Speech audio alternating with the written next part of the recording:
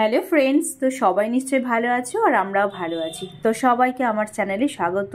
যে যেখান থেকে ব্লগটা দেখছো আশা করি সবাই খুব ভালো আছে, সুস্থ আছো। আর আমরা ভালো আছি বলেই কিন্তু চলে এসেছে একটা নিবানাদার ব্লগ নিয়ে। তো মায়ের ফ্ল্যাট থেকে মানে মাদের এখান থেকে আমি ব্লগটা স্টার্ট করছি। আর মায়ের গাছগুলো কতটা বড় হয়েছে তোমার সঙ্গে আমরা শেয়ার করে দিলাম। মা কিন্তু এই গাছগুলো খুব ছোটোতে লাগিয়েছিল, এখানে অ্যালোভেরা গাছ, হ্যাঁ, আর পাশে একটা কিন্তু এই দেখো এই গাছটা টমেটো গাছ। তো এই টমেটো গাছটা মা রিসেন্ট লাগিয়েছে আর বেশ বড় হয়েছে। আর ওই সাইডে দুটো গাছও কিন্তু বেশ বড় হয়ে গেছে। তো গাছগুলো তোমাদের দেখালাম যে কতটা বড় হয়েছে। আর বাইরের ওয়েদার কিন্তু ভীষণ কিন্তু মানে কি বলবো ঠান্ডা, যেটা বলে একদম কুয়াশায় একদম পরিপূর্ণ হয়ে গেছে আকাশটা। মানে বাইরের ওয়েদারটা এমন হয়েছে মানে এখন বাজে প্রায় হচ্ছে 10টার সময় কিন্তু কুয়াশা কিন্তু এখনও ছাড়েনি, মানে কুয়াশা একদম ভর্তি, একদম সাদা ধপধপ করছে। তো যাই হোক বাইরের ওয়েদারটা তোমাদের দেখালাম একবার। আর আমি ঘুম থেকে উঠে মুখ ধুয়ে ফ্রেশ হয়ে তারপর এখন চা গরম করতে এসেছি। মায়ের অলরেডি চা করা আছে, তো সেটা আমি জাস্ট গরম করে আর কি খাবো। তো সেটা এখন গরম করে নিচ্ছি আর চা এদিকে আমি ঢালছি, ঢেলে তারপরে চা খেয়ে নেব। আজকে আবার আমার যাওয়ার কথা আছে আর কি বসিরহাট।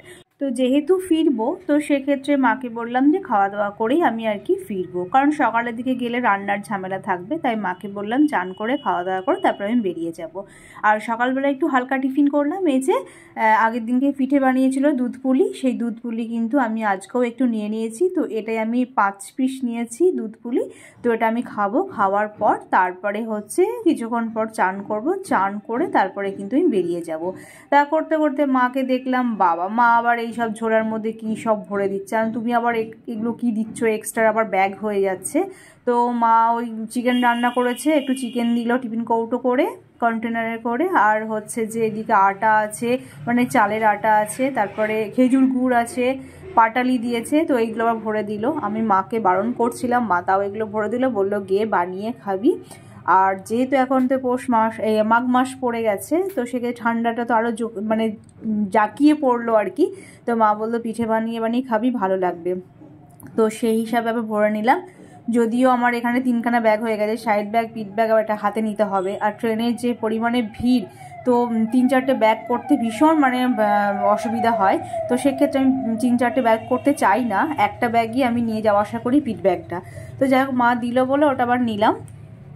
তো ফ্রেন্ডস ফাইনালি পুরো রেডি হয়ে গেছি, আর এদিকে খাওয়াও হয়ে গেছে, ব্যাগপত্র সব গোছানো হয়ে গেছে। মা কী সব ভরে দিল তোমাদের বললাম, ওগুলো মা ভরে দিয়েছে। এবার ট্রেন হচ্ছে 3টে, মানে 3টে ট্রেনটাতেই যাবো আর কি। তো সেই মতো আর কি রেডি হয়ে গেছে। বাইরে কিন্তু প্রচণ্ড ঠান্ডা, এই জন্য এটা নিয়ে নিয়েছি, কান দিয়ে ভালো করে মাথা দিয়ে জড়িয়ে নেবো, প্রোটেকশন না নিলে হবে না, ঠান্ডা লেগে যেতে পারে। কারণ একদম বাইরে সেরকম রোদ তো কিছু দেখা যাচ্ছে না, হালকা একটু একটু রোদ দেখা যাচ্ছে, মানে কলকাতাতে এরকম পরিস্থিতি, মানে বাইরে কীরকম হবে। আর যেহেতু ট্রেনে করে যাব সেক্ষেত্রে হট লাগলে ভীষণ অসুবিধা হয়ে যাবে, সেই কারণে এই যে কান দিয়ে গলা দিয়ে জড়িয়ে নিয়েছি। আর ফাইনালি পুরো রেডি হয়ে গেছি, আর লাঞ্চও হয়ে গেছে, মানে খাওয়া হয়ে গেছে। তো মা আজকে একটা সবজি বলতে ফুলকপি তরকারি করেছিল, আর হচ্ছে একটা সবজি ভাজা করেছিল, আর মাংস করেছিল। আর সেই মাংসই ওই কন্টেনারের মধ্যে একটু দিয়ে দিয়েছে, রাত্রে গিয়ে আর কি ওটাই হবে। ভাত করে নেবো, ডাল করে নেবো, একটু আলু সেদ্ধ। তো যাই হোক চলো সঙ্গে থাকো, পুরো জার্নিটা তোমরা এনজয় করো, আর আমি এনজয় করি ঠান্ডার মধ্যে পুরো জার্নি। ঠিক আছে চলো সব। এখন এই যে লিফটের সামনে আসলাম, সুইচ দিয়েছি, তো নিচেই ছিল, এই যে আস্তে আস্তে এখন ওপরে আসছে। তো লিফটে করে নিচে নেমে যাব। তো মাকে বলছিলাম যে 3টে ব্যাগ হয়েছে, মানে হাতে একটা ব্যাগ, পিঠে একটা ব্যাগ, সাইডে একটা ব্যাগ। আজকে এই ট্রেনে যদি প্রচণ্ড ভিড় হয় তাহলে আমার যা অবস্থা হবে, মানে কি বলবো, যদি ওপরে বাঙ্কে যদি আমি না ব্যাগ তুলতে পারি তাহলে কিন্তু অবস্থা কিন্তু একদম টাইট, সেটাই বলছিলাম। মা বললো না না ঠিকঠাক করে চলে যাবি, দেখবি ঠিক। আর শিয়ালদা যাব, শিয়ালদা থেকে ট্রেন ধরে আসবো, শিয়ালদা গেলে আর কি সিটটা ভালোভাবে পেয়ে যাব। তো সেই মতো প্ল্যান করেই বেরোলাম যে একবারে সোজা শিয়ালদা চলে যাব, গড়িয়া হয়ে শিয়ালদা চলে গিয়ে তারপর ওখান থেকে একদম সিট নিয়ে চলে আসবো, আর ওপরে তুলতেও পারবো ব্যাগটা। তো সেই প্ল্যান করেই আর কি বেরোলাম। তারপর দেখো কি হয়েছে স্টেশনে। ফাইনালি বেরিয়ে পড়লাম, আর এই দেখো মাথাটা পুরো জড়িয়ে নিয়েছি, কান দিয়ে একদম পুরো ভালো করে মাথা জড়িয়ে নিয়ে এখন হাঁটছি। তারপর বেরিয়ে এখন অটো ধরবো। বাইরে কিন্তু ভালোই ঠান্ডা।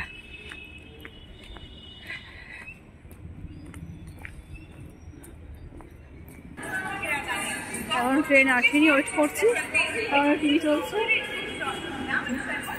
দাঁড়িয়ে দাঁড়িয়ে একটু টিভি দেখি, এখন তো মেট্রোর জন্য ওয়েট করতে হবে। তো বাড়ি থেকে এক প্ল্যান করে বেরোলাম আর এক হয়ে গেল বলতে আজকে এই কারণেই হলো গঙ্গাসাগরের মেলার জন্য। তো গঙ্গাসাগরের মেলা চলছে আর সেটা কিন্তু মানে শেষ হলো, তো সেই মতো আর কি প্যাসেঞ্জার বুঝতেই পারছো গঙ্গাসাগর থেকে সব ফিরছে, মানে কি পরিমাণে যে ভিড় হচ্ছে। তো আমি এই মেট্রো স্টেশনে দাঁড়িয়ে আছি, মানে ভেবেছিলাম গড়িয়া হয়ে ওই দিকে যাব, শিয়ালদা যাব, শিয়ালদা থেকে আমি সিটটা ভালোভাবে পেয়ে যাব। তো সেটার হলো না, আমাকে মেট্রো করে দমদমে আসতে হলো। দমদম থেকে দেখলাম ট্রেন কিন্তু আর আমাদের হাসনাবাদ নেই, মানে 3:05 যে ট্রেনটা ছিল সেটা কিন্তু বেরিয়ে গেছে। কারণ আমি বেরিয়ে অটোর জন্য অনেকক্ষণ ওয়েট করেছি, কারণ অটোর জন্য ওয়েট করছি এই কারণে যে কটা অটো আসছিল সব কটা কিন্তু প্যাকটা ভর্তি আসছিল, তো সেই কারণে আমি অটো পাচ্ছিলাম না। আর ওইখানে মোটামুটি আমার 15 মিনিট লেট হয়ে গেল, তো তাই আমি কিন্তু দমদমে এসেও ট্রেনটা আমি মিস করে ফেললাম, মানে 3:15 বেজে গেছে, 15 মিনিট যেহেতু লেট হয়ে গেছে।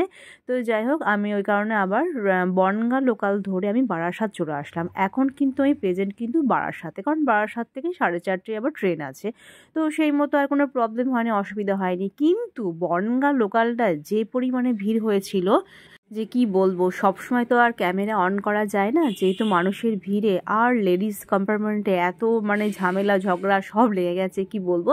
যাই হোক, আর গঙ্গাসাগরের মেলার জন্য সেই প্যাকটা ভর্তি। যাই হোক, বারাসাতে নেমে একটু ফাঁকা হলো, আর বারাসাতে নেমে আমার একটু হাসি ফুটেছে, মানে মুখটা একটু হাসি ফুটেছে এই কারণে, কারণ খুব বেশি আর ঠান্ডা কিন্তু নেই, আমার খুব গরম লেগে গেছে বলে মাথাটা একটু খুলেও দিলাম। আর পাশে ওই বাচ্চাটা বসেছে, বারবার খালি মাথা নড়াচ্ছে, এদিক ওদিক করে যাচ্ছে, ওকে দেখে আমি হাসছি আর কি। আমি বলছি বাবু এরকম করছে কোনো, বার মাথাটা নিয়ে এদিক ওদিক এদিক ওদিক করছে। তো যাই হোক, পাশে ওই পুচকুটা বসেছে, আর বাইরের ওয়েদার দেখবে কুয়াশায় পুরো ভর্তি হয়ে গেছে। এখন কিন্তু প্রায় বাজে হচ্ছে 4:30 মতো বাজে। তো 4:30 দেখে মনে হচ্ছে পুরো একদম 6টা বাজতে চললো, এত বাইরে কুয়াশা পড়েছে, অন্ধকার হয়ে গেছে। আজকে নাকি সূর্যের দেখা পাওয়া যায়নি, সবাই বলছে আর কি ট্রেনের মধ্যে। তো যাই হোক, আমার বারাসাত পর্যন্ত আসতে বেশ কষ্ট হলো। আর বারাসাতে আসলাম বনগাঁ লোকালে, বুঝতেই পারছো বনগাঁ লোকাল কী পরিমাণে ভিড় হয়। যাই হোক, বারাসাত থেকে আবার ভালোভাবে আমি সিট পেয়ে বসে আসলাম মানে বসিরহাট পর্যন্ত। তো প্রায় আমি বসিরহাট মানে ঢুকে গেছি, হ্যাঁ একটু পরেই কিন্তু বসিরহাটে নামবো।